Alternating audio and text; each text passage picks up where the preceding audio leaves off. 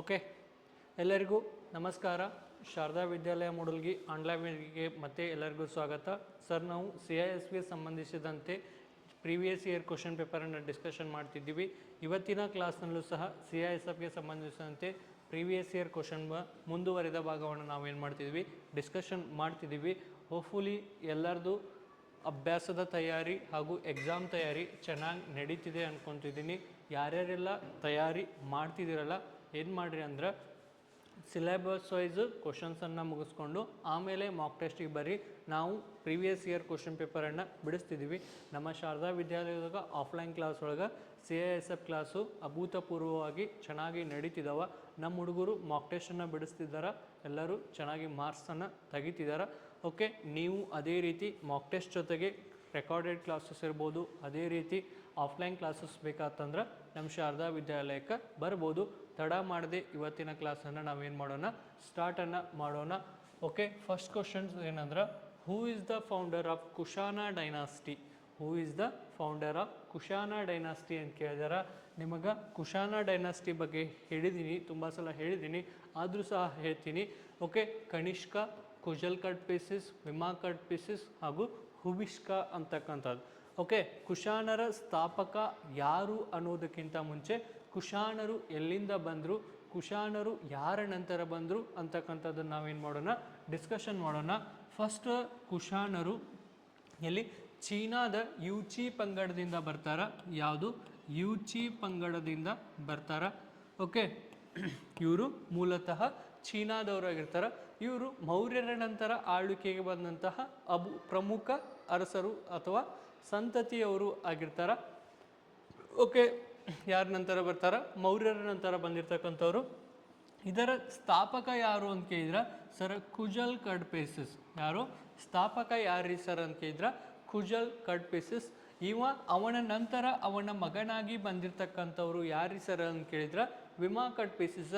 Sir, ವಿಮಾ ಕಡ್ಪಿಸಿಸನ್ ಕಾಲದೊಳಗೆ ಏನು ಪ್ರಮುಖ ಸುಧಾರಣೆಗಳು ಆಗ್ತಾವಂದ್ರೆ, ಭಾರತಕ್ಕೆ ಚಿನ್ನದ ನಾಣ್ಯಗಳನ್ನು ಹೆಚ್ಚು ಪ್ರಮಾಣದಲ್ಲಿ, ಭಾರತಕ್ಕೆ ಚಿನ್ನದ ನಾಣ್ಯಗಳು, ಗೋಲ್ಡನ್ ಕಾಯಿನ್ಸನ್ನು ಪರಿಚಯಿಸಿರ್ತಕ್ಕಂಥ, ಇಂಟ್ರಡ್ಯೂಸ್ ಮಾಡಿರ್ತಕ್ಕಂಥವ್ರು ಯಾರು ಅಂತ ಕೇಳಿದ್ರೆ ಯಾರು, ಈ ವಿಮಾ ಕಡ್ಪಿಸಿಸ್ ಆಗಿರ್ತಾರೆ. ಯಾರಾಗಿರ್ತಾರೆ, ವಿಮಾ ಕಡ್ಪಿಸಿಸ್ ಆಗಿರ್ತಾರೆ. ಸರ್, ಕನಿಷ್ಕ ಅಂತಕ್ಕಂಥವ್ರು ಯಾರು, ಕನಿಷ್ಕ ಅಂತಕ್ಕಂಥವ್ರು ಕುಶಾನರ ಪ್ರಮುಖ ಅರಸನಾಗಿರ್ತಾರೆ. ಏನಾಗಿರ್ತಾರೆ, ಪ್ರಮುಖ ಅರಸ ಆಗಿರ್ತಾರೆ. ಯಾವಾಗ ಅಂತಂದ್ರೆ ಕ್ರಿಸ್ತಶಕ 78ರಲ್ಲಿ, ಕ್ರಿಸ್ತಶಕ 78ರಲ್ಲಿ ಇದನ್ನು ಶಕವರ್ಷ ಅಂತ ಕರೀತಾರೆ. ಇದನ್ನು ಶಕವರ್ಷ ಅಂತೇಳಿ ಕರೀತಾರೆ. ಓಕೆ, ಕುಶಾನರ ಪ್ರಮುಖ ಸಾಧನೆಗಳಕ್ಕಿಂತ ಈ ಕನಿಷ್ಕನ ಪ್ರಮುಖ ಸಾಧನೆಗಳನ್ನು ನೋಡೋದಾದ್ರೆ, ಈ ಕನಿಷ್ಕ ಮಥುರಾ ಶೈಲಿ ಹಾಗೂ ಗಾಂಧಾರ ಶೈಲಿ, ಯಾವ ಶೈಲಿ, ಮಥುರಾ ಶೈಲಿ ಹಾಗೂ ಗಾಂಧಾರ ಶೈಲಿ. Okay, Mathura style and Gandhara style. Okay, ಇವುಗಳನ್ನು ಜಾರಿಗೆ ತಂದಿರತಕ್ಕಂಥ, ಇವುಗಳನ್ನು ಪರಿಚಯಿಸಿರ್ತಕ್ಕಂಥ, ಇವುಗಳನ್ನು ಇಂಟ್ರಡ್ಯೂಸ್ ಮಾಡಿರ್ತಕ್ಕಂತಹ ವ್ಯಕ್ತಿ ಯಾರು ಅಂತ ಕೇಳಿದ್ರೆ ಈ ಕನಿಷ್ಕ ಆಗಿರ್ತಾನೆ. ಓಕೆ ಸರ್, ಮತ್ತು ನಮಗೆ ಎಕ್ಸಾಮ್ದಾಗ ಏನು ಕ್ವಶನ್ ಬರ್ಬೋದು ರೀ ಸರ್? ಓಕೆ, ನಿಮಗೆ ಗೊತ್ತದ 4ನೇ ಬೌದ್ಧ ಸಮ್ಮೇಳನ ಯಾವುದು, 4th ಬುದ್ಧಿಸ್ಟ್ ಸಮ್ಮಿಟ್. ಯಾವುದು, 4th ಬುದ್ಧಿಸ್ಟ್ ಸಮ್ಮಿಟನ್ನು ಸಹ ಯಾರು ಆಯೋಜನೆ ಮಾಡ್ತಾರೆ ಅಂತ ಕೇಳಿದ್ರೆ ಈ ಕನಿಷ್ಕನು ಆಯೋಜನೆ ಮಾಡ್ತಾನೆ. ಓಕೆ, ಇಷ್ಟು ನಿಮ್ಮ ಕುಶಾನರ ಬಗ್ಗೆ ಪ್ರೀವಿಯಸ್ ಇಯರಲ್ಲಿ ಕ್ವಶನ್ ಬಂದಿರ್ತಾವ. ಇದು ಸಹ ಪ್ರೀವಿಯಸ್ ಇಯರ್ ಕ್ವಶನ್ ಪೇಪರ್ ಆಗಿರುತ್ತೆ. Okay, next question. Okay, repeat ಆಗ್ಯದ, don't worry. Okay, partition of Bengal. Okay, ಬಂಗಾಳದ ವಿಭಜನೆ ಯಾವಾಗ ಆಗುತ್ತಾ ಅಂತೇಳಿ ಕ್ವಶನ್ ಅದ. Okay, partition of Bengal. Okay, ಇದ್ರ ಬಗ್ಗೆನೂ ನಾನು ನಿಮ್ಗೆ ಡಿಸ್ಕಷನ್ ಮಾಡಿದ್ದೆ. ಪಾರ್ಟಿಷನ್ ಆಫ್ ಬಂಗಾಲ್ ಅಂತಕ್ಕಂಥದ್ದು ಯಾವಾಗ ಆಗತ್ತಾ, 1905ರಲ್ಲಿ. ಯಾವಾಗ ಆಗತ್ತಾ, 1905ರಲ್ಲಿ. ಓಕೆ, 1905ರಿಂದ ಏನು ಸ್ಟಾರ್ಟ್ ಆಗತ್ತೆ ರೀ ಸರ, ಭಾರತದಲ್ಲಿ ಸಂವಿಧಾನ ಚಳುವಳಿಯ ಮಂದಗಾಮಿಗಳ ಯುಗ ತೀವ್ರಗಾಮಿಗಳ ಯುಗ. ಓಕೆ, ಎಕ್ಸ್ಟ್ರೀಮಿಟ್ಸ್ ಅಂತ ಕರಿತೀವಿ. ಏನಂತ ಕರಿತೀವಿ, ಎಕ್ಸ್ಟ್ರೀಮಿಟ್ಸ್ ಅಂತ ಕರಿತೀವಿ. ಅಲ್ಲಿಂದ ನಮ್ಮ ಭಾರತದಲ್ಲಿ ತೀವ್ರಗಾಮಿಗಳ ಯುಗ ಆರಂಭವಾಗತ್ತೆ. ಓಕೆ ಸರ್, ಎಲ್ಲಿಂದ ಅಂತಂದ್ರೆ 1885ರ INC ಸ್ಥಾಪನೆಯಿಂದ 1885ರ INC ಸ್ಥಾಪನೆಯಿಂದ 1905ರವರೆಗೆ ಮಂದಗಾಮಿಗಳು ಮಾಡರೇಟರ್ಸ್ ಅಂತ ಕರಿತೀವಲ್ಲ. ಓಕೆ, ಈ ಮಾಡರೇಟರ್ಸ್ ಕಾಲವನ್ನು ನಾವು ಕರಿತೀವಿ. ಓಕೆ ಸರ್, ಈ ಮಂದಗಾಮಿಗಳು ಇವಾಗ ಬಿಡ್ರಿ, ಇವಾಗ ಈ ಕಡೆ ಬರ್ರಿ. ಪಾರ್ಟಿಷನ್ ಆಫ್ ಬಂಗಾಳದ ವಿಭಜನೆ ಟೈಮ್ದಾಗ ವೈಸ್ರಾಯ ಯಾರಿದ್ರು? ಕ್ವಶನ್ ಕೇಳ್ಬೋದು, ಏನು ಮಾಡ್ಬೋದು? ವೈಸ್ರಾಯ ಯಾರಿದ್ರು? ವೈಸ್ರಾಯ ಯಾರಿದ್ರು ಸರ ಅಂತ ಕೇಳಿದ್ರೆ ನಿಮಗೆಲ್ಲರಿಗೂ ಗೊತ್ತದ, ಲಾರ್ಡ್ ಕರ್ಜನ್. ಯಾರಿದ್ರಿ ಸರ? ಲಾರ್ಡ್ ಕರ್ಜನ್ನ ಬಂಗಾಳದ ವಿಭಜನೆ ಟೈಮಲ್ಲಿ ಇದ್ರು. ಓಕೆ ಸರ್, ಈ ಬಂಗಾಳದ ವಿಭಜನೆಯನ್ನ ಆಮೇಲೆ ರದ್ದು ಮಾಡ್ತಾರ. ಅಲೈನ್ಮೆಂಟ್ ಆಫ್ ಬಂಗಾಳದ ವಿಭಜನೆಯನ್ನ ರದ್ದು ಮಾಡ್ತಾರ. ಯಾವಾಗ್ರಿ ಸರ್ ಅಂತ ಕೇಳಿದ್ರ 1911. 1911ರಲ್ಲಿ ಯಾರಿರ್ತಾರ? 1911. ಓಕೆ ಸರ್, ನಾನು ಒಂದು ಕ್ವಶನ್ ಕೇಳ್ತೀನಿ. ಈ 1911ರಲ್ಲಿ ವೈಸ್ರಾಯ ಯಾರಿರ್ತಾರೆ ಅನ್ನೋದನ್ನು ನಾನು ಕೆಲವೊಂದು ಕ್ಲಾಸ್ ಒಳಗೆ ಹೇಳಿದ್ದೀನಿ. ಅದನ್ನು ನನಗೇನು ಮಾಡಿರಿ, ಕಮೆಂಟ್ ಸೆಕ್ಷನ್ ಒಳಗೆ ಆನ್ಸರನ್ನು ಹಾಕ್ರಿ. ಏನಂತಂದ್ರೆ 1911ರಲ್ಲಿ ಬಂಗಾಳದ ಮರುವನ್ನು ಜೋಡಿಸೋದು, ಅಲೈನ್ಮೆಂಟ್ ಮಾಡೋದು, ವಿಭಜನೆ ಮಾಡಿದ್ದನ್ನು ವಾಪಸ್ ಕೂಡಿಸುವ ಟೈಮ್ದಾಗ ಯಾರು ವೈಸ್ರಾಯ ಇರ್ತಾರ ಅಂತಕ್ಕಂಥದ್ದನ್ನು ನನಗೆ ಕಮೆಂಟ್ ಸೆಕ್ಷನ್ ಒಳಗೆ ಕಮೆಂಟನ್ನು ಹಾಕ್ರಿ. Okay, next question. Who provide over the Karachi session Congress? Very good. Preside ಯಾವುದು? ಪ್ರಿಸೈಡ್ ಅಂದ್ರೆ ಅಧ್ಯಕ್ಷತೆಯನ್ನು ವಹಿಸಿರ್ತಕ್ಕಂಥದ್ದು. ಏನು? ಪ್ರಿಸೈಡ್ ಅಂದ್ರೆ ಅಧ್ಯಕ್ಷತೆ. ಅಧ್ಯಕ್ಷತೆ. Who preside the over Karachi session in Congress? Karachi session ಅಂತಕ್ಕಂಥದ್ದು ಯಾವಾಗ ನಡೀತೈತಿ? Very important. 1931ರಾಗ. ಯಾವಾಗ ನಡೀತೈತಿ? 1931ರಾಗ ಕರಾಚಿ ಅಧಿವೇಶನ ನಡೀತೈತಿ. ಈ ಕರಾಚಿ ಅಧಿವೇಶನದ ಅಧ್ಯಕ್ಷತೆಯನ್ನ ಯಾರು ವಹಿಸಿರ್ತಾರ? ಕರಾಚಿ ಅಧಿವೇಶನದ ಅಧ್ಯಕ್ಷತೆಯನ್ನ ಯಾರು ವಹಿಸಿರ್ತಾರ ಅಂತ ಕೇಳಿದ್ರೆ ಆಪ್ಷನ್ ಬಿ, ಸರ್ದಾರ್ ವಲ್ಲಭಾಯ್ ಪಟೇಲ್ ಅವರು. ಯಾರು? ಸರ್ದಾರ್ ವಲ್ಲಭಾಯ್ ಪಟೇಲ್ ಅವರು ಈ ಕರಾಚಿ ಅಧಿವೇಶನದ ಅಧ್ಯಕ್ಷತೆಯನ್ನ ವಹಿಸಿರ್ತಾರ. ಸರ, ಮಹಾತ್ಮ ಗಾಂಧೀಜಿಯವರು INC ಅಧಿವೇಶನದ ಅಧ್ಯಕ್ಷತೆಯನ್ನು ವಹಿಸಿರ್ತಾರೇನ್ರಿ? ಹೌದು. ಏನಂದ್ರ ಏಕೈಕ ಅಧಿವೇಶನ, ಓನ್ಲಿ ಸಿಂಗಲ್. ಓಕೆ, ಒಂದೇ INC ಅಧ್ಯಕ್ಷತೆಯನ್ನು ವಹಿಸಿರ್ತಕ್ಕಂಥವ್ರು ಯಾರಂದ್ರೆ ಮಹಾತ್ಮ ಗಾಂಧೀಜಿಯವರು.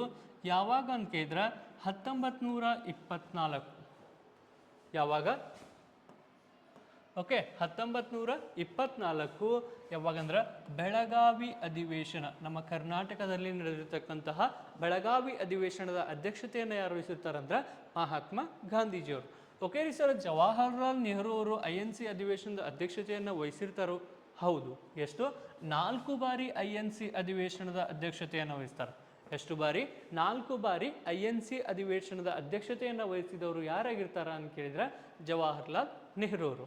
Okay, next. ಇದು ನಮ್ಮ campus ಆಗಿರುತ್ತಾ?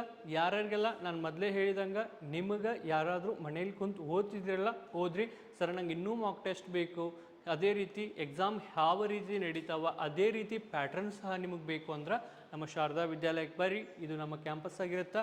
Already basics, second batch basics ಎಲ್ಲ ಕಂಪ್ಲೀಟ್ ಆಗ್ತಿದ್ದಾವೆ. ಇನ್ನೇನು ನಾವು ಏನು ಮಾಡ್ತಿದ್ದೀವಿ, ನಮಗೆ ಸಬ್ಜೆಕ್ಟ್ ವೈಸು ಕ್ವಶನ್ಸನ್ನು ನಾವು ನಿಮ್ಗೆ ಹೇಳ್ಕೊಂತ ಹೋಗ್ತಿರ್ತೀವಿ.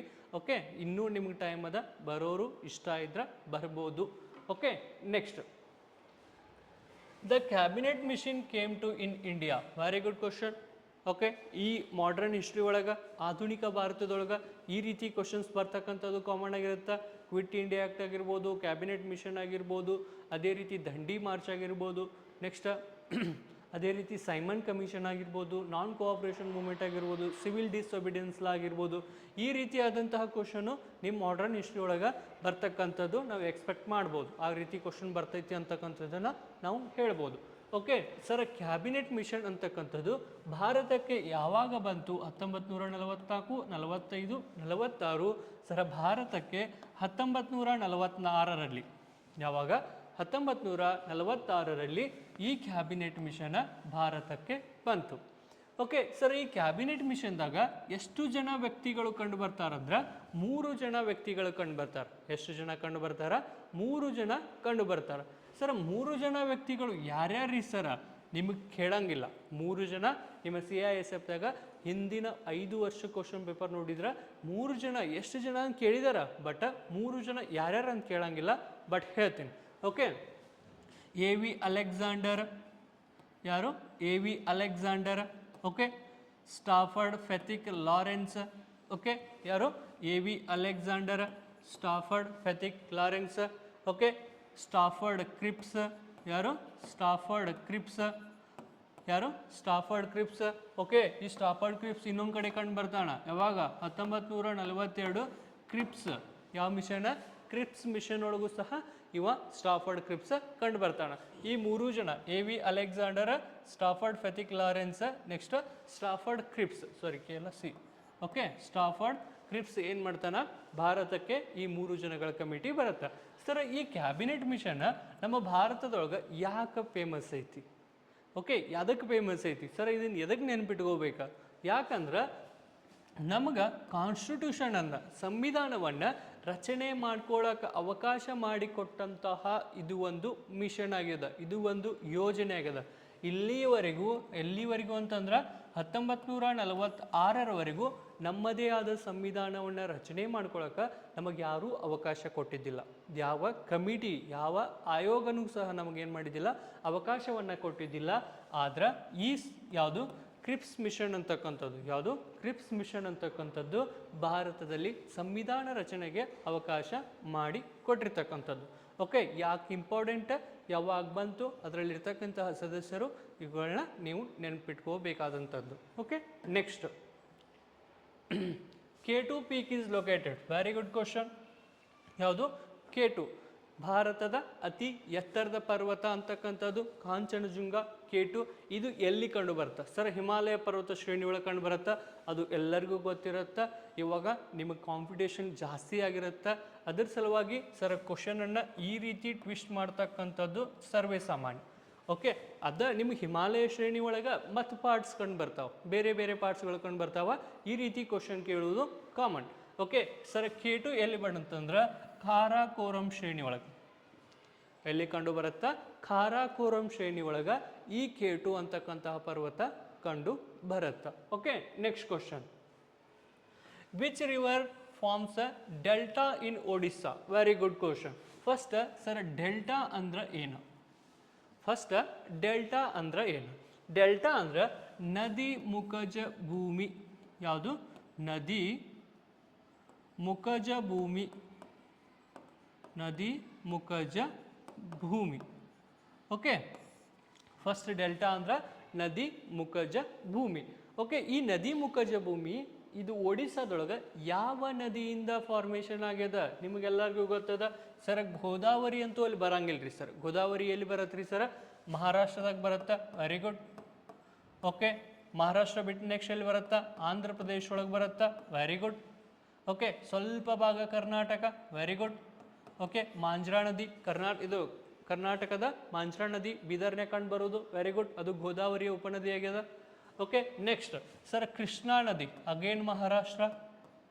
ಕೃಷ್ಣಾ ನದಿ Maharashtra. Next Karnataka. Next again Andhra Pradesh. ಎಲ್ಲೇ? Andhra Pradesh. Okay sir, Mahanadi. Very good. Answer ಯಾವ್ದ? ಮಹಾನದಿ. ಓಕೆ, ಯಾವುದು? ಮಹಾನದಿ ಒಡಿಸ್ಸಾದಾಗ ಕಂಡು ಬರುತ್ತೆ. ಸರ್, ಮಹಾನದಿ ಒಡಿಸ್ಸಾದಾಗ ಹುಡ್ತೈತೇನೋ? ಇಲ್ಲ. ಮಹಾನದಿ ಎಲ್ಲಿ ಹುಡ್ತೈತಿ? ಛತ್ತೀಸ್ಗಢದಾಗ ಹುಡ್ತೈತಿ. ಎಲ್ಲಿ ಹುಡ್ತೈತಿ? ಛತ್ತೀಸ್ಗಢದಾಗ ಹುಡ್ತೈತಿ. ನೆನ್ಪಿಟ್ಕೋರಿ, ಕ್ವಶನ್ ಕೇಳ್ತಾನ. ಮಹಾನದಿ ಅಂದ ತಕ್ಷಣ ನಿಮ್ಗೆ ಒರಿಸ್ಸಾ ಅಂತ ಬರುತ್ತಾ, ಬಟ್ ಮಹಾನದಿ ಉಗಮವಾಗುವುದು ಛತ್ತೀಸ್ಗಢದೊಳಗೆ. ಈ ನರ್ಮದಾ ನದಿ ಉಗಮವಾಗುವುದು ಮಧ್ಯಪ್ರದೇಶದ ಅಮರಕಂಟಕದಲ್ಲಿ ಈ ನರ್ಮದಾ ನದಿ ಉಗಮವಾಗುತ್ತಾ. ಅಂದ್ರೆ ನಿಮ್ಗೆ ಆನ್ಸರ್ ಯಾವ್ದ್ರಿ ಸರ್ ಅಂತ ಕೇಳಿದ್ರೆ ಮಹಾನದಿ. ಯಾವ ನದಿ? Mahanadi. Okay, clear. Next, which type of soil is found in the Deccan region? Which type of Deccan trap in region? Okay, ಈ ಡೆಕ್ಕನ್ ಟ್ರ್ಯಾಪ್ ಅನ್ನೋದು ನೆನಪಿಟ್ಕೊರಿ. ಓಕೆ, ಡೆಕ್ಕನ್ ಅಂತಕ್ಕಂಥದ್ದು ಭಾರತದ ದಕ್ಷಿಣ ಭಾಗ. ಯಾವ ಭಾಗ? ಭಾರತದ ದಕ್ಷಿಣ ಭಾಗ. ಯಾವುದು? ದಕ್ಷಿಣ ಭಾಗ. Okay, southern part. Okay, south part. ಯಾವ ಪಾರ್ಟ? South part. ಓಕೆ, ಯಾವ ಭಾಗ? South part. ದಕ್ಷಿಣ ಭಾಗವನ್ನು ನಾವು ಡೆಕ್ಕನ್ ಪ್ಲೇಟ್ ಅಂತ ಕರಿತೀವಿ. ಏನಂತ ಕರಿತೀವಿ? ಡೆಕ್ಕನ್ ಪ್ಲೇಟ್ ಅಂತ ಕರಿತೀವಿ. ಈ ಡೆಕ್ಕನ್ ಪ್ಲೇಟ್ದೊಳಗೆ ವಿತ್ ಡೈಗ್ರಾಮ್ ತೋರಿಸ್ಬೇಕಂದ್ರೆ ಈ ರೀತಿಯದ. ಓಕೆ, ಈ ಭಾಗವನ್ನು ನಾವು ಏನಂತ ಕರಿತೀವಿ? ಡೆಕ್ಕನ್ ಭಾಗ ಅಂತ ಕರಿತೀವಿ. ಏನಂತ ಕರಿತೀವಿ? ಹೌದಿಲ್ರಿ ಸರ್? ಓಕೆ, ಏನು ಡೆಕ್ಕನ್ ಅಂತ ಕರಿತೀವಿ. ಓಕೆ, ಈ ಡೆಕ್ಕನ್ ಭಾಗದೊಳಗೆ ಯಾವ ರೀತಿಯಾದಂತಹ ಮಣ್ಣು ಕಂಡು ಬರುತ್ತಾ? ನೀವು ನೋಡ್ಬೋದು ಕರ್ನಾಟಕದಾಗ ಯಾವ ಮಣ್ಣು ಹೆಚ್ಚೈತಿ? ಕೆಂಪು ಮಣ್ಣು ಹೆಚ್ಚೈತಿ. ಅಲ್ಲೆಲ್ಲ ಕಪ್ಪು ಮಣ್ಣು ಸಹ ಹೆಚ್ಚಾಗಿ ಕಂಡು ಬರ್ತೈತಿ. ಅದೇ ರೀತಿ ಮಹಾರಾಷ್ಟ್ರಗೂ ನೋಡ್ಬೋದು ಕಪ್ಪು ಮಣ್ಣು ಕಂಡು ಬರುತ್ತಾ. ಸ್ವಲ್ಪ ಭಾಗ ಗುಜರಾತ, ಅಲ್ಲಿಯೂ ಕಪ್ಪು ಮಣ್ಣು ಕಂಡು ಬರುತ್ತಾ. ಓಕೆ, ಯಾವ ಮಣ್ಣು ಕಂಡು ಬರುತ್ತಂದ್ರೆ ಬ್ಲ್ಯಾಕ್ ಸಾಯಿಲ್. ಯಾವ ಸಾಯಿಲ? Black soil. ಯಾವುದು? ಕಪ್ಪು ಮಣ್ಣು ಕಂಡು ಬರುತ್ತೆ. ಡೆಕ್ಕನ್ ಭಾಗದೊಳಗೆ, ದಕ್ಷಿಣ ಭಾಗದೊಳಗೆ ಯಾವ ಮಣ್ಣು ಕಂಡು ಬರುತ್ತಂದ್ರೆ ಬ್ಲ್ಯಾಕ್ ಸಾಯಿಲ್ ಕಂಡು ಬರುತ್ತೆ. ಓಕೆ, ನಿಮಗೆಲ್ಲರಿಗೂ ಗೊತ್ತದ ಈ ಬ್ಲ್ಯಾಕ್ ಸಾಯಿಲ್ ಯಾವುದಕ್ಕೆ ಯೂಸ್ ಮಾಡ್ತಾರಂದ್ರೆ ಹೇಳಿ, ಕಾಟನನ್ನು ಬೆಳ್ಯಾಕ. ಏನು ಬೆಳ್ಯಾಕ? ಹತ್ತಿ ಬೆಳೆಗೆ ಸೂಕ್ತವಾದಂತಹ ಮಣ್ಣು ಯಾವುದು ಅಂತ ಕೇಳಿದ್ರೆ cotton, black soil. Okay, next right to education. Very good question. Okay, right to education ಅಂತಕ್ಕಂಥದ್ದು ವಿಚ್ ಟೈಪ್ ಆಫ್ ರೈಟ್ ಅಂತ ಕೇಳ್ಯಾರ. ಓಕೆ, ನನ್ನ ಶಿಕ್ಷಣದ ಹಕ್ಕು ಅಂತಕ್ಕಂಥದ್ದು ಯಾವ ರೀತಿಯಾದಂತಹ ಹಕ್ಕು ಅಂತ ಕೇಳ್ಯಾರ. ಇದು ಒಂದು ಲೀಗಲ್ ಹಕ್ಕನ, ಇದೊಂದು ಲೀಗಲ್ ಹಕ್ಕನ, ಇದು ಒಂದು ಫಂಡಮೆಂಟಲ್ ಹಕ್ಕೇನೋ, ಮೂಲಭೂತ ಹಕ್ಕು ಏನೋ. ಓಕೆ, ಇದು ಒಂದು ನ್ಯಾಚುರಲ್ ಹಕ್ಕೇನೋ, ಸ್ವಾಭಾವಿಕ ಹಕ್ಕನೋ. ಓಕೆ, ಇದೊಂದು ಪೊಲಿಟಿಕಲ್ ರೈಟ್ ಏನೋ, ಇದು ಒಂದು ರಾಜಕೀಯ ಹಕ್ಕೇನೋ. ಸರ್, ನಾನು ಹಿಂದಿನ ಕ್ಲಾಸ್ ಒಳಗೆ ನಿಮಗೆ ಭಾಳ ಸಿಂಪಲ್ಲಾಗಿ ಹೇಳಿದ್ದೀನಿ. ಏನು ಹೇಳಿದ್ದೀನಿ? ಭಾಳ ಸಿಂಪಲ್ಲಾಗಿ ಹೇಳಿದ್ದೀನಿ ಸರ್. 21 ಕ್ಲಾಸ್ ಎ, ಯಾವುದು? 21 ಕ್ಲಾಸ್ ಎ ಒಳಗೆ ಏನು ಮಾಡಿದಾರ ಅಂದ್ರೆ ರೈಟ್ ಟು ಎಜುಕೇಷನ್. ಯಾವುದು? ರೈಟ್ ಟು ಎಜುಕೇಷನ್ ಬಂತು. ಏನು ಬಂತು? Right to education. Sir, 21 A ಯಾವ ಭಾಗದ ಕಂಡು ಬರುತ್ತೆ? ಪಾರ್ಟ್ 3. ಯಾವ್ದು 3? ಪಾರ್ಟ್ 3. ಓಕೆ ಸರ್, ಪಾರ್ಟ್ 3 ಇದ್ರೊಳಗೆ ಕಂಡು ಬರುತ್ತಾ? ಸರ್, ಪಾರ್ಟ್ 3 ಏನು ಹೇಳತ್ರಿ ಸರ್ ನಮಗೆ? ಬಂತು ನೋಡ್ರಿ ಆನ್ಸರ್. ಯಾವ್ದು? Fundamental rights. ಏನ? ಮೂಲಭೂತ ಹಕ್ಕುಗಳ ಬಗ್ಗೆ ಹೇಳ್ತಕ್ಕಂಥದ್ದು ಯಾವುದು? ಪಾರ್ಟ್ 3 ಒಳಗೆ article 21 clause A right to education ಅಂತಕ್ಕಂಥದ್ದು ಕಂಡು ಬರುತ್ತಾ. ಸೊ ಇದು ಏನಂದ್ರೆ ಫಂಡಮೆಂಟಲ್ ರೈಟ್ ಆಗಿರುತ್ತೆ. ಇದೇನಾಗಿರುತ್ತಾ? ಮೂಲಭೂತ ಹಕ್ಕಾಗಿರುತ್ತೆ. ನೋಡ್ರಿ ಎಷ್ಟು ಸಿಂಪಲ್ ಆಗ್ಯದ. ನಾನು ಪಾರ್ಟ್ 3 ನಿಮಗೆ ಫಂಡಮೆಂಟಲ್ ರೈಟ್ಸ್ ಅಂತ ಹೇಳಿದ್ದೆ, ಆರ್ಟಿಕಲ್ 21 ಕ್ಲಾಸ್ ಎ ಅಂತ ಹೇಳಿದ್ದೆ. ಓಕೆ, 21 ಕ್ಲಾಸ್ ಎ ಅಂದ್ರೆ ಪಾರ್ಟ್ 3 ಒಳಗೆ ಕಂಡು ಬರುತ್ತಾ. 3 ಏನನ್ನ ಡಿಸ್ಕಷನ್ ಮಾಡುತ್ತಾ? ಫಂಡಮೆಂಟಲ್ ರೈಟ್ಸ್, ಮೂಲಭೂತ ಹಕ್ಕುಗಳು. ಆನ್ಸರ್ ಸಿಕ್ತು. Okay, next the concept of public interest litigation. Very good, good question. Okay, PIL ಅಂತ ಕರೀತಾರೆ. ಯಾವುದು? Public interest litigation. ಏನು? Public interest litigation. Okay sir, ಈ ಪಬ್ಲಿಕ್ ಇಂಟ್ರೆಸ್ಟ್ ಲಿಟಿಗೇಷನನ್ನು ನಾವು ಯಾವ ದೇಶದಿಂದ ತಗೊಂಡೀವಿ ಅಂತ ಕ್ವಶನ್ ಕೇಳ್ತಾರೆ. ನಮ್ಮ ದೇಶ ಎರವಲು ಸಂವಿಧಾನ ಅಂತೇಳಿ ಕರಿತೀವಿ.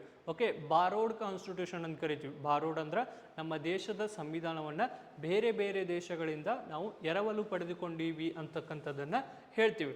ಓಕೆ, ಅದರೊಳಗೆ ಪಬ್ಲಿಕ್ ಇಂಟ್ರೆಸ್ಟ್ ಲಿಟಿಗೇಷನನ್ನು ನಾವು ಯಾವ ದೇಶದಿಂದ ತೊಗೊಂಡು? First sir, public interest litigation ಅಂದರೆ ಏನ್ರಿ ಸರ್?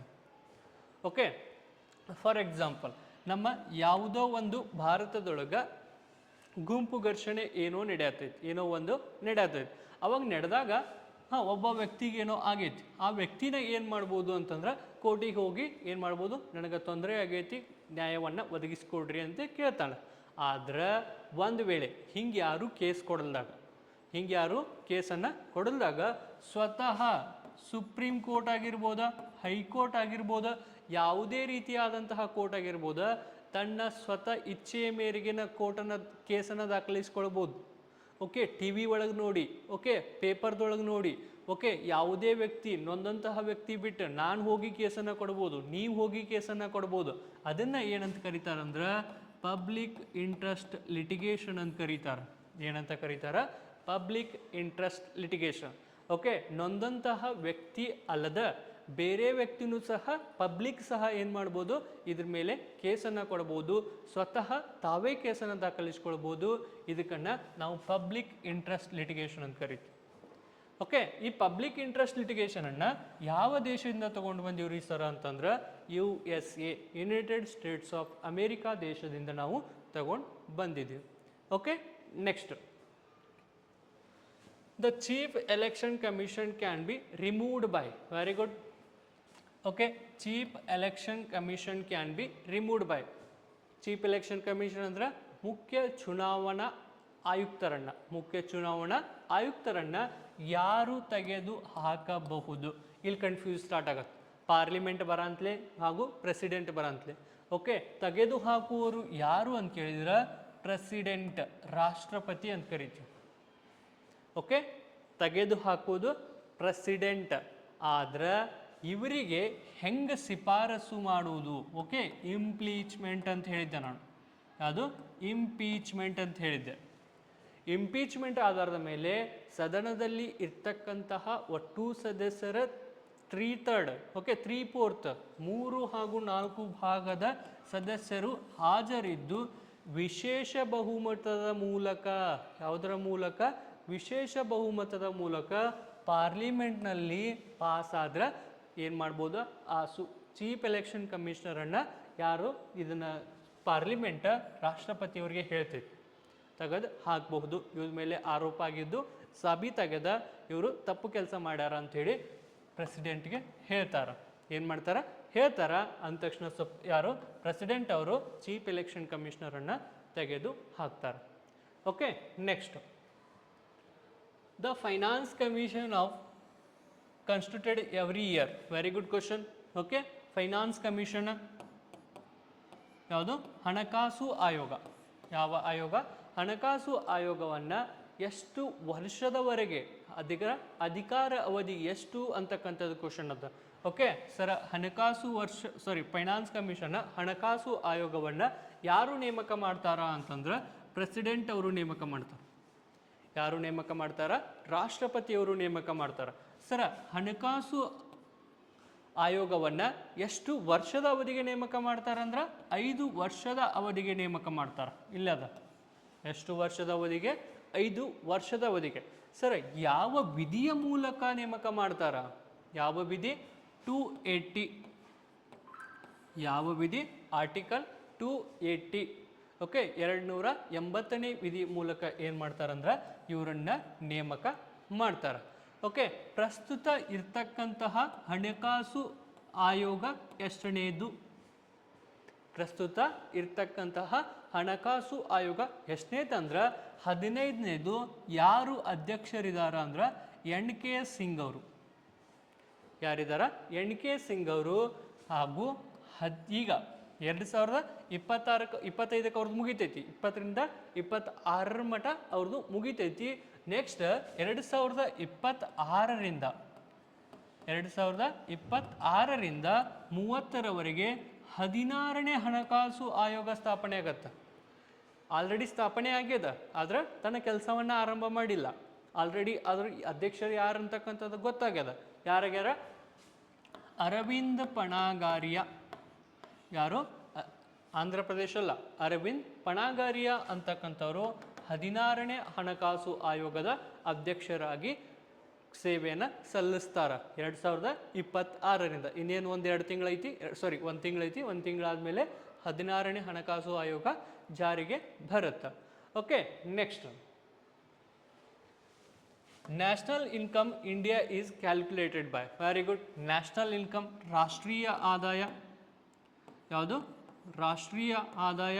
ನ್ಯಾಷನಲ್ ಇನ್ಕಮನ್ನು ಯಾರು ಕ್ಯಾಲ್ಕುಲೇಟ್ ಮಾಡ್ತಾರ? ಸರ್, ನಮ್ಮ ನ್ಯಾಷನಲ್ ಇನ್ಕಮ್ ಎಷ್ಟೈತಿ, GDP ಎಷ್ಟೈತಿ, NDP ಎಷ್ಟೈತಿ ಅಂತಕ್ಕಂಥದ್ದನ್ನು ಯಾರು ಡಿಸೈಡ್ ಮಾಡ್ತಾರಂದ್ರೆ CSO, central statistical office. Okay, ಯಾರು ಡಿಸೈಡ್ ಮಾಡ್ತಾರ? ಸೆಂಟ್ರಲ್ ಸ್ಟ್ಯಾಟಿಸ್ಟಿಕಲ್ ಆಫೀಸ್ ಅಂತಕ್ಕಂತಹ ಸಂಸ್ಥೆ ಏನು ಮಾಡುತ್ತಂದ್ರೆ ನಮ್ಮ ನ್ಯಾಷನಲ್ ಇನ್ಕಮನ್ನು ಕ್ಯಾಲ್ಕುಲೇಟ್ ಮಾಡ್ತಾರ.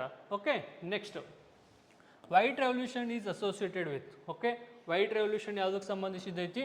ಮಿಲ್ಕ್. ಯಾವುದಕ್ಕೆ ಸಂಬಂಧಿಸಿದೈತಿ? Milk. Okay, father of white revolution ಅಂತೇಳಿ ಯಾರನ್ನು ಕರೀತಾರ? ವರ್ಗೀಸ್ ಕುರಿಯನ್ ಅವ್ರನ್ನ ಫಾದರ್ ಆಫ್ ವೈಟ್ ರೆವಲ್ಯೂಷನ್ ಅಂತೇಳಿ ಕರೀತಾರೆ. Okay, next, which is the apex bank of agriculture credit? Very good question. Okay, ಸ್ವಲ್ಪ ನಾನು ಹೇಳಿದ್ದೆ ಫಸ್ಟ್ ಈಸಿ ಕ್ವಶನ್ಸ್ ತೊಗೊಂಡು ಬರ್ತಿದ್ದೆ, ಇವಾಗ ಟಫ್ನೆಸ್ ಮಾಡ್ರೇಟ್ ಲೆವೆಲ್ ಬರತ್ತಾವ ಅಂಥೇಳಿ ಫಸ್ಟ್ ಕ್ಲಾಸನ್ನು ಸ್ಟಾರ್ಟ್ ಮಾಡ್ಬೇಕಾದ್ರೆ ಹೇಳಿದ್ದೆ ನಾನು. ಓಕೆ, ಯಾವುದು ಅಗ್ರಿಕಲ್ಚರ್ನ ಅತಿ ದೊಡ್ಡ ಬ್ಯಾಂಕ್ ಅಂದ್ರೆ ಹೆಚ್ಚಿಗೆ, ಓಕೆ, ಹೈಯೆಸ್ಟ್ ಮೋಸ್ಟ್ ಬ್ಯಾಂಕ್ ಯಾವುದು ಅಂತ ಕೇಳಿದಾರ, ಯಾವುದು? ನಬಾರ್ಡ್. ಯಾವುದು? NABARD, national bank for agriculture and ಯಾವುದು? Research development bank, national bank for agriculture and development.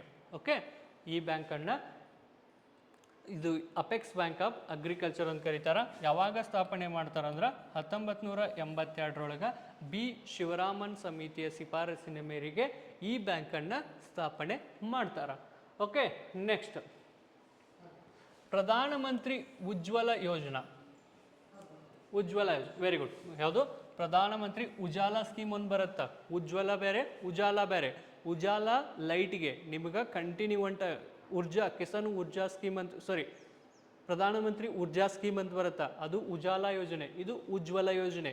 Ujala ಯೋಜನೆ ಯಾವುದಕ್ಕೆ ಸಂಬಂಧಿಸಿದಂದ್ರೆ ಲೈಟ್ ಕೊಡ್ತಕ್ಕಂಥದ್ದು. ನಮ್ಗೆ ಈ LED ಬಲ್ಬ್ ಅದಾವಲ್ಲ ರೌಂಡ್ ಕತೆ, ಓಕೆ, ಆ LED ಬಲ್ಬನ್ನು ಪ್ರೊವೈಡ್ ಮಾಡ್ತಕ್ಕಂಥದ್ದು ಉಜಾಲ ಸ್ಕೀಮ್. ಈ ಉಜ್ವಲ ಸ್ಕೀಮ್ ಯಾವುದಕ್ಕೆ ಸಂಬಂಧಿಸಿದೆ ಅಂದ್ರೆ LPG ಕನೆಕ್ಷನ್ಸ್. ಯಾವುದು?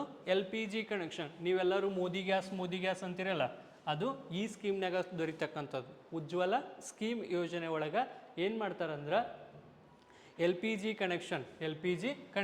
LPG ಅಂದ್ರೆ liquid petroleum gas. Okay, liquid petroleum gas ಅಂತಕ್ಕಂಥದ್ದು, ಇದನ್ನು ನಾವು ಇಂಧನವಾಗಿ ಬಳಸ್ತೀವಿ. ಇದರೊಳಗೆ ಇರ್ತಕ್ಕಂತಹ ಮೇನ್ ಕಾಂಪೋನೆಂಟ್ ಯಾವುದಂದ್ರೆ ಪ್ರೋಪೇನ್ ಹಾಗೂ ಬ್ಯೂಟೇನ್. ಯಾವುದಿರುತ್ತಾ? ಪ್ರೋಪೇನ್ ಹಾಗೂ ಬ್ಯೂಟೇನ ಈ LPG ಒಳಗೆ ಕಂಡು ಬರ್ತಕ್ಕಂತಹ ಮೇನ್ ಕಾಂಪೋನೆಂಟ್ಸ್ ಆಗಿರ್ತಾವೆ. Okay, next, ISRO established in. ಯಾವುದು? ISRO, Indian space research organisation ಅಂತಕ್ಕಂಥ ಸಂಸ್ಥೆ ಯಾವಾಗ ಆರಂಭವಾಯಿತು ಅಂತ ಕೇಳಿದಾರ? 1969 ಆಗಸ್ಟ್ 15ರಂದು. ಯಾವುದು? 1965 ಆಗಸ್ಟ್ 15ರಂದು ಇಸ್ರೋ ಸಂಸ್ಥೆ ಪ್ರಾರಂಭವಾಗುತ್ತಾ. ಓಕೆ, ಪ್ರಸ್ತುತ ಇಸ್ರೋದ ಅಧ್ಯಕ್ಷರು ಯಾರಿದ್ದಾರೆ? ಇದನ್ನೂ ಸಹ ನಂಗೆ ಏನು ಮಾಡಿರಿ, ಕಮೆಂಟನ್ನು ಮಾಡಿರಿ. ಪ್ರಸ್ತುತ ಇಸ್ರೋದ ಅಧ್ಯಕ್ಷರು ಯಾರಿದ್ದಾರೆ? ಪ್ರಸ್ತುತ ಇಸ್ರೋದ ಅಧ್ಯಕ್ಷರು ಯಾರಿದ್ದಾರೆ ಅಂತಕ್ಕಂಥದ್ದು ಸಹ ನನಗೆ ಕಮೆಂಟ್ ಸೆಕ್ಷನ್ ಒಳಗೆ ಕಮೆಂಟನ್ನು ಹಾಕಬೇಕು. ಇದು ಎರಡನೇ ಕ್ವಶನ್ ಆಗಿರುತ್ತೆ. ಮೊದಲನೇ ಕ್ವಶನ್ನ ಹಾಗೂ ಕ್ವಶನ್ 1 ಅಂತ ಹಾಕ್ರಿ, ಅದಕ್ಕೆ ಆನ್ಸರನ್ನು ಕೊಡ್ರಿ. ಕ್ವಶನ್ 2 ಅಂತೇಳಿ ಇದಕ್ಕೆ ಆನ್ಸರನ್ನು ಕೊಡಬೇಕು. Okay, next, the blood group is known as universal donor. ಯಾವ ಬ್ಲಡ್ ಗ್ರೂಪನ್ನು ಯೂನಿವರ್ಸಲ್ ಡೋನಾರ್ ಅಂತೇಳಿ ಕರಿತೀವಿ? ನೆನ್ಪಿಟ್ಕೊರಿ. Okay, universal donor B A B ಮತ್ತು ಓ. ಓಕೆ, ಯೂನಿವರ್ಸಲ್ ಡೋನಾರ್ ಅಂತೇಳಿ ಯಾವುದನ್ನು ಕರಿತೀವಿ ಅಂದ್ರೆ ಓ. ಯಾವುದು? Universal donor. ದಾನಿ ಸಾರ್ವತ್ರಿಕ ದಾನಿ ಅಂತ ಕರಿತೀವಿ. ಎ ಬಿ ಅನ್ನು ಸಾರ್ವತ್ರಿಕ ಸ್ವೀಕೃತಿ ಅಂತ ಕರಿತೀವಿ. ಯೂನಿವರ್ಸಲ್ ರೆಸಿಪ್ಟೆಂಟ್ ಅಂತ ಕರಿತೀವಿ. ಏನಂತ ಕರಿತೀವಿ? ಇದು ರೆಸಿಪ್ಟೆಂಟ್ ಆಗಿರುತ್ತೆ, ಇದು ಡೋನಾರ್ ಆಗಿರುತ್ತೆ. ಓಕೆ, ಯೂನಿವರ್ಸಲ್ ರೆಸಿಪ್ಟೆಂಟ ಹಾಗೂ universal donor. Okay, next, sound wave cannot travel through the. Okay, sound wave ಎದುರೊಳಗೆ ಚಲಿಸಂಗಿಲ್ಲ. ಓಕೆ, ಯಾವುದು? Solid, liquid, gas, vacuum. Okay, sound ಯಾವುದರಲ್ಲಿ ಚಲಿಸಂಗಿಲ್ಲ ಅಂತ ಕ್ವಶನ್ ಕೇಳಿದಾರ. ವ್ಯಾಕ್ಯೂಮ್ ಒಳಗೆ ಸೌಂಡು ಚಲಿಸಂಗಿಲ್ಲ. ಏನು ಕೆಲಸಂಗಿಲ್ಲ? ವ್ಯಾಕ್ಯೂಮ್ ಒಳಗೆ. ವ್ಯಾಕ್ಯೂಮ್ ಅಂದ್ರೆ ನಿರ್ವಾತ. ಓಕೆ, ಏನಂತ ಕರೀತಾರೆ ಕನ್ನಡದೊಳಗೆ? ನಿರ್ವಾತ. ಓಕೆ, ಅಲ್ಲಿ ಯಾವುದೇ ಮೀಡಿಯಮ್ ಇರಂಗಿಲ್ಲ. ಏನಿರಂಗಿಲ್ಲ? ಯಾವುದೇ ಮೀಡಿಯಮ್ ಇರಂಗಿಲ್ಲ. ಅದನ್ನ ಏನಂತ ಕರೀತಾರೆ? ನಿರ್ವಾತ ಅಂತ ಕರೀತಾರೆ. ಓಕೆ, ಬೆಳಕು ಚಲಿಸಲು ಮಾಧ್ಯಮದ ಅವಶ್ಯಕತೆ ಐತಿ. ಬೆಳಕು ಚಲಿಸಲು ಏನಂದ್ರೆ ಮಾಧ್ಯಮದ ಅವಶ್ಯಕತೆ ಐತಿ. ಓಕೆ ಸರ್, ಅತಿ ಹೆಚ್ಚು ಯಾವುದು ಸೌಂಡು ಎಲ್ಲಿ, ಯಾವ ಸ್ಟೇಟ್ ಒಳಗೆ, ಯಾವ ಸ್ಥಾನದೊಳಗೆ ಚಲಿಸ್ತೈತಿ ಅಂತ ಕೇಳಿದ್ರೆ ಸಾಲಿಡ್ ಒಳಗೆ. ಯಾವುದು ಸೌಂಡ ಅತಿ ಹೆಚ್ಚು ಯಾವ ಮಾಧ್ಯಮದಲ್ಲಿ ಚಲಿಸ್ತೈತಿ ಅಂತ ಕೇಳಿದ್ರೆ ಸಾಲಿಡ್ ಒಳಗೆ ಅತಿ ಹೆಚ್ಚು ಏನು ಮಾಡತ್ತಂದ್ರೆ ಚಲಿಸ್ತೈತಿ. ಓಕೆ, ಶಬ್ದದ ವೇಗ ಎಷ್ಟು? ಶಬ್ದದ ವೇಗ ಎಷ್ಟು ಅಂತ ಕೇಳಿದ್ರೆ 330 ಮೀಟರ್ ಪರ್ ಸೆಕೆಂಡ್. ಕಿಲೋಮೀಟರ್ ಅಲ್ಲ, ಎಷ್ಟಂದ್ರೆ 330 ಮೀಟರ್ ಪರ್ ಸೆಕೆಂಡ್ ಏನಾಗಿರುತ್ತೆ? ಶಬ್ದದ ವೇಗ ಆಗಿರುತ್ತೆ. Okay, next, BrahMos missile jointly developed by India. Okay, India ಜೊತೆಗೆ ಈ ಬ್ರಹ್ಮೋಸ್ ಅಂತಕ್ಕಂಥದ್ದು ಯಾವುದು? ಬ್ರಹ್ಮೋಸ್. ಓಕೆ, ಫಸ್ಟ್ ಈ ಬ್ರಹ್ಮೋಸ್ ಅಂತಕ್ಕಂಥದ್ದು ಇದನ್ನು 2 ಭಾಗ ಮಾಡೋದು. ಏನು ಮಾಡೋನು? ಬ್ರಹ್ಮೋಸ್ ಅಂತಕ್ಕಂಥದ್ದನ್ನು 2 ಭಾಗ ಮಾಡೋದು. ಇವಾಗ ಬ್ರಹ್ಮ ಒಂದು ಮೋಸ್ ಅಂತ ಕಾಣತೈತಿ. ಈ ಬ್ರಹ್ಮ ಅಂತಕ್ಕಂಥದ್ದು ನಮ್ಮ ಭಾರತದ ಬ್ರಹ್ಮಪುತ್ರ ನದಿಯನ್ನು ಇಂಡಿಕೇಟ್ ಮಾಡುತ್ತೆ. ಏನು ಮಾಡುತ್ತೆ? ಭಾರತದ ಬ್ರಹ್ಮಪುತ್ರ ನದಿಯನ್ನು ಇಂಡಿಕೇಟ್ ಮಾಡುತ್ತೆ. ಇದು ಮೋಸ್ ಅಂತಕ್ಕಂಥದ್ದು ಮಾಸ್ಕೋ ನದಿಯನ್ನು ಇಂಡಿಕೇಟ್ ಮಾಡುತ್ತೆ. ಸರ್, ಮಾಸ್ಕೋ ನದಿ ಎಲ್ಲೈತೆ ಅಂತ ಗೊತ್ತಾದ್ರೆ ನಿಂಗೆ ಈಸಿಲಿ ಏನಾಗುತ್ತೆ? ಆನ್ಸರ್ ಸಿಕ್ಬಿಡತ್ತೆ. ಓಕೆ, ಮಾಸ್ಕೋ ನದಿ ಎಲ್ಲೈತಿ? ಅಲ್ಲೇ ರಷ್ಯಾದೊಳಗೆ ಐತಿ. ಎಲ್ಲೈತಿ? ಮಾಸ್ಕೋ ನದಿ ರಷ್ಯಾದೊಳಗೆ ಕಂಡು ಬರುತ್ತೆ. ಬ್ರಹ್ಮೋಸನ್ನು ಯಾರು ಡೆವಲಪ್ ಮಾಡಿರ್ತಾರೆ? ಇಂಡಿಯಾ ಮತ್ತು ರಷ್ಯಾ ಕೂಡಿ ಬ್ರಹ್ಮೋಸ್ ಅಂತಕ್ಕಂಥದ್ದನ್ನು ಡೆವಲಪ್ ಮಾಡಿರ್ತಾರೆ. Okay, next, the ozone layer protects. ನಮ್ಮನ್ನು ಓಜೋನ್ ಲೇಯರ್ ಯಾವುದರಿಂದ ರಕ್ಷಣೆ ಮಾಡುತ್ತೆ? ನಿಮಗೆಲ್ಲರಿಗೂ ಗೊತ್ತದ, ಓಜೋನ್ ಅಂತಕ್ಕಂಥದ್ದು O3 ಮಾಲಿಕ್ಯೂಲ್ಸ್ ಆಫ್ ಆಕ್ಸಿಜನ್ನಿಂದ ಫಾರ್ಮ್ ಆಗಿದ್ದು O3. ಓಕೆ, 2 ಮಾಲಿಕ್ಯೂಲ್ಸ್ ಆಫ್ ಆಕ್ಸಿಜನ್ನಿಂದ ಫಾರ್ಮ್ ಆಗಿದ್ದು ಆಕ್ಸಿಜನ್. ಓಕೆ, 2 ಮಾಲಿಕ್ಯೂಲ್ಸ್ ಆಫ್ ಆಕ್ಸಿಜನ್ನಿಂದ ಆಗಿದ್ದು oxygen. Okay, single molecule of oxygen available ಇರೋಂಗಿಲ್ಲ. ಓಕೆ, ನೆಕೆಂಟ್ ಆಕ್ಸಿಜನ್ ಅಂತ ಕರೀತಾರೆ. ಈ ಸಿಂಗಲ್ ಮಾಲಿಕ್ಯೂಲ್ಸ್ ಆಫ್ ಆಕ್ಸಿಜನ್ ನಮ್ಮ ನೇಚರ್ದೊಳಗೆ ಸಿಗಂಗಿಲ್ಲ. ಓಕೆ ಸರ್, ಇದು ಯಾವುದರಿಂದ ಪ್ರೊಟೆಕ್ಟ್ ಮಾಡುತ್ತಾ? ಸರ್, ಇದನ್ನು ಯಾವುದರಿಂದ ನಮ್ಮನ್ನು ತಡೆ ಹಿಡಿತಾ ಅಂತ ಕೇಳಿದ್ರೆ ಯಾವುದು? Ultraviolet rays. ಯಾವುದು?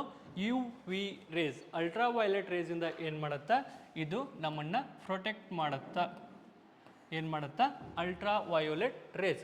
ಓಕೆ ಸರ್, ಸೂರ್ಯನಿಂದ ಬರ್ತಕ್ಕಂತಹ ಅಲ್ಟ್ರಾ ವಯೋಲೆಟ್ ರೇಸನ್ನು ತಡೆ ಹಿಡಿಯುವುದರ ಮೂಲಕ ಸರ್ ಅಲ್ಟ್ರಾ ವಯೋಲೆಟ್ ರೇಸನ್ನು ಯಾವುದನ್ನು? ಅಲ್ಟ್ರಾ ವಯೋಲೆಟ್ ರೇಸನ್ನು ಮನುಷ್ಯರು ತಗೊಂಡ್ರೆ, ಯಾರು? ಮನುಷ್ಯರು ತಗೊಂಡ್ರೆ ಏನಾಗತ್ತೆ ರೀ ಸರ್ ಅಂತ ಕೇಳಿದ್ರೆ ನಮಗೆ ಕ್ಯಾನ್ಸರ್ ಬರ್ತಕ್ಕಂತಹ ಚಾನ್ಸಸ್ ಅದ. ಯಾವುದು? ಕ್ಯಾನ್ಸರ್ ಬರ್ತಕ್ಕಂತಹ ಚಾನ್ಸಸ್ ಅದ. ಅದರ ಸಲುವಾಗಿ ಓಜೋನ್ ನಮಗೆ ಅಲ್ಟ್ರಾ ವಯೋಲೆಟ್ ರೇಸನ್ನು ತಡೆ ಹಿಡಿಯುವಲ್ಲಿ ಪ್ರಮುಖ ಪಾತ್ರ ವಹಿಸ್ತದ. Okay, next,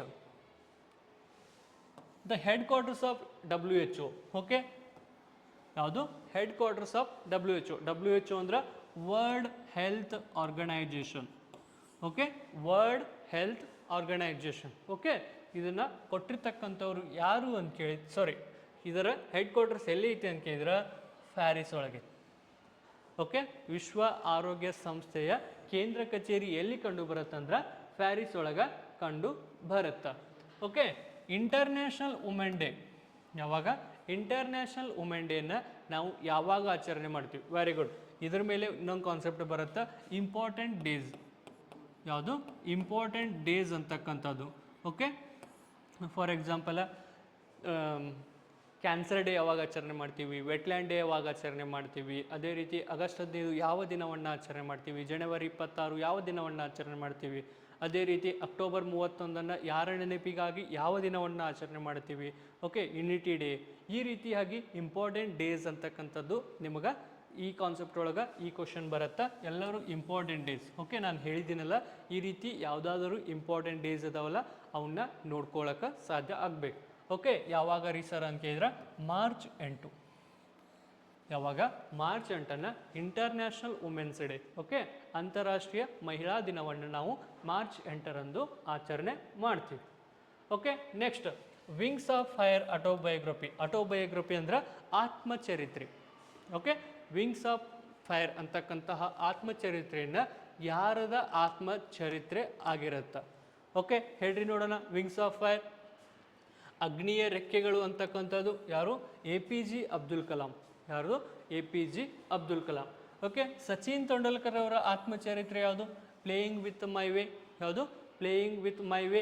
okay, Milkha Singh. Okay, ಇವರು ಒಬ್ಬರು ರನ್ನರ್ ಆಗಿರ್ತಾರೆ. ಓಕೆ, ಮೇರಿ ಕೋಮ್ ಇವರು ಬಾಕ್ಸರ್ ಆಗಿರ್ತಾರೆ. ಓಕೆ, ಇವ್ರನ್ನೆಲ್ಲರನ್ನೂ ನೋಡ್ಕೊಳ್ಳೋಕೆ ಸಾಧ್ಯ ಆಗಬೇಕು. Next, the capital city of Myanmar. ಯಾವುದು? Capital city of Myanmar. Okay, ಇದು ಇಂಪಾರ್ಟೆಂಟ್ ಟಾಪಿಕ್ ಆಗಿರುತ್ತೆ.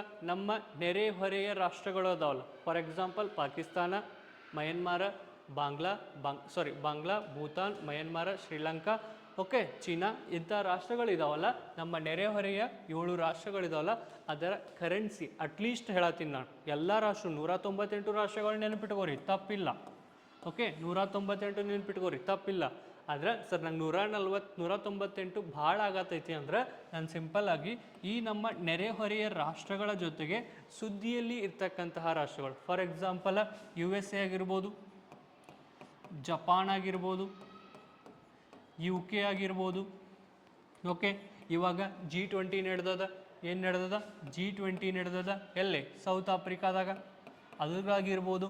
ಹಿಂಗೆ ಯಾವುದಾದರೂ ಸುದ್ದಿಯಲ್ಲಿ ಇರ್ತಕ್ಕಂತಹ ರಾಷ್ಟ್ರಗಳಿರ್ತಾವಲ್ಲ, ಅವುಗಳನ್ನು ಏನು ಮಾಡಬೇಕು, ಅದರ ಬಗ್ಗೆ, ಅದರ ರಾಜಧಾನಿ ಯಾವುದು ಹಾಗೂ ಅದರ ಕ್ಯಾಪಿಟಲ್ ಸಿಟಿ ಅಂದ್ರೆ ರಾಜಧಾನಿ, ಕ್ಯಾಪಿಟಲ್ ಸಿಟಿ ಆಗಿರ್ಬೋದು, ಅಲ್ಲಿ PM ಇದ್ರೆ PM, ಏನಿದ್ರ ಪ್ರಧಾನಮಂತ್ರಿ ಇದ್ರ ಪ್ರಧಾನಮಂತ್ರಿ, ಅವರ ಪ್ರೆಸಿಡೆಂಟ್ ಇದ್ರ. ಓಕೆ ಸರ್, ಯಾಕೆ PM ಇರಂಗಿಲ್ಲ, ಪ್ರೆಸಿಡೆಂಟ್ ನಮ್ದ್ರಾಗ 2 ಇರ್ತಾರಲ್ಲ. ಓಕೆ, ನಾವು ನೋಡ್ಬೋದು ಎಲ್ಲ USA ಪ್ರಧಾನಮಂತ್ರಿ ಇರಂಗಿಲ್ಲ, ಪ್ರೆಸಿಡೆಂಟ್ ಅವರು ಇರ್ತಾರ.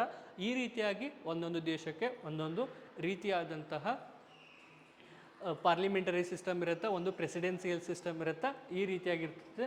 ಅದ್ರ ಸಲುವಾಗಿ ಇವುಗಳನ್ನು ನೋಡ್ಕೊಳ್ಳೋಕೆ ಸಾಧ್ಯ ಆಗ್ಬೇಕು. ಇವಾಗ ಕ್ವಶನ್ ಬರ್ರಿ. ಓಕೆ, ಯಾವುದು ಹೇಳ್ರಿ. ಓಕೆ, ನಿಮ್ಗೆ ಇದು ಹೋಮ್ವರ್ಕ್ ಆಗಿರುತ್ತೆ. ಏನಾಗಿರುತ್ತೆ, last question for you. Okay, ಇದು ಫಾರ್ ಯು, ಇದು ನಿಮಗೆ ಹೋಮ್ವರ್ಕ್ ಆಗಿರುತ್ತೆ. ಮಯನ್ಮಾರ್ನ ರಾಜಧಾನಿ ಯಾವ್ದಾಗಿರುತ್ತಾ, ಅದ್ರ ಜೊತೆಗೆ ಮಯನ್ಮಾರ್ನ ಪ್ರಧಾನಮಂತ್ರಿ, ಈಗ ಮಯನ್ಮಾರ್ ಪ್ರಧಾನಮಂತ್ರಿ, ಇದು ಸುದ್ದಿ ಒಳಗೈತಿ. ಓಕೆ, ಮೊಹಮ್ಮದ್ ಯೂನುಸ್ ಅಂತಕ್ಕಂಥವ್ರು ಈ ಮಧ್ಯಂತರ ಚುನಾವಣೆಯ ಪ್ರಧಾನಮಂತ್ರಿ ಆಗಿರ್ತಾರಲ್ಲ, ಇವ್ರ ಬಗ್ಗೆನೂ ಸಹ ಏನು ಮಾಡಿರಿ, ನೆನ್ಪಿಟ್ಕೋರಿ. ನಾನು ಹೇಳ್ತೀನಿ, ನಾಳೆ ಕ್ಲಾಸ್ ಒಳಗೆ ನನಗೆ ಕಮೆಂಟ್ ಸೆಕ್ಷನ್ ಒಳಗೆ ಕಮೆಂಟನ್ನು ಹಾಕಬೇಕು, ಸರ್ ಮಯನ್ಮಾರ್ನ ಪ್ರಧಾನಮಂತ್ರಿ ಯಾರಾಗಿರ್ತಾರ ಅಂತಕ್ಕಂಥದ್ದು. ಓಕೆ, ಹೋಪ್ಫುಲಿ ಎಲ್ಲರಿಗೂ ಈ ಕ್ಲಾಸು ಇಷ್ಟ ಆಗಿದೆ ಅನಿಸ್ತೀನಿ. ಓಕೆ, ಯಾರ್ಯಾರಿಗೆಲ್ಲ ಒನ್ಸ್ ಅಗೈನ್ ಹೇಳ್ತಿದ್ದೀನಿ, ಯಾರ್ಯಾರೆಲ್ಲ ನಿಮಗೆ CISF ಕ್ಲಾಸಸ್ಗಳು ಬೇಕು ಅಂದಿದ್ರಲ್ಲ, ಆಲ್ರೆಡಿ ನಮ್ಮ ಕಡೆ ಕ್ಲಾಸಸ್ಸು ಸ್ಟಾರ್ಟ್ ಆಗಿದಾವೆ. ನಿಮ್ಗೆ ಇನ್ನೂ ಸರ ನನಗೆ ಬೇಕು ಅನ್ನೋರು ಟೈಮ್ ಎಕ್ಸ್ಟೆಂಡ್ ಮಾಡಿರಿ ಅಂತ ಕೇಳ್ತಿದ್ದೀರಾ. Okay, this is last for you. Okay, ಇನ್ನೂ 2 ದಿನಗಳ ಕಾಲ ಇರುತ್ತೆ, ಆಮೇಲೆ ನಿಮಗೆ ಎಲ್ಲ ಕ್ಲೋಸ್ ಆಗುತ್ತೆ. ಸೊ ಇವತ್ತಿನ ಕ್ಲಾಸನ್ನು ಮುಗಿಸೋಣ. ಎಲ್ಲರಿಗೂ ಜೈ ಹಿಂದ್.